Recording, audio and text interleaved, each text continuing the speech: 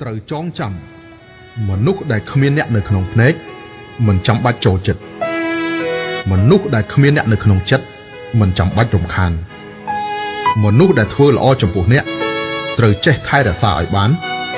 មនុស្សដែលមិនខ្វល់ពីអ្នកត្រូវចាក់ចេញឲ្យឆាប់ដាច់ខាតកុំទៅជឿមនុស្សពុតត្បត់តទៅទៀត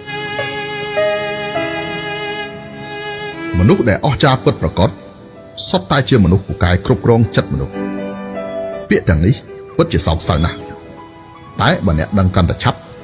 ការខាតបង់កាន់តែតិចទី1មនុស្សគ្មានលុយមិនស្មើខ្មោចព្រាយ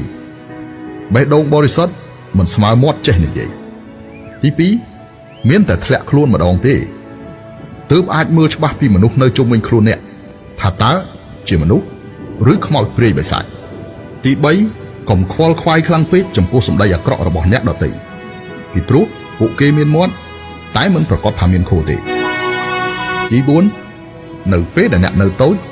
ពឹងផ្អែកលើឪពុកម្ដាយក្រោយពេលធំឡើង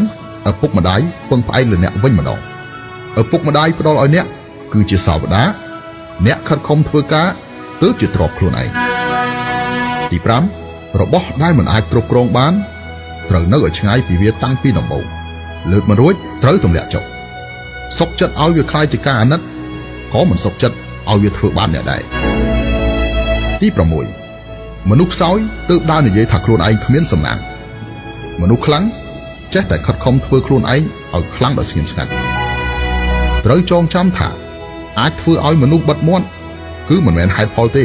គឺជាច្បាប់ទី7អ្នកកាន់តែធ្វើកិច្ចការដោយមោះមុតមនុស្សកាន់តែកោតសរសើរអ្នកតែបើអ្នកកាន់តែស្លូតត្រង់ចិត្តទន់រឹតតែមានគេមើលងាយអ្នកទី8ពេលគ្មាន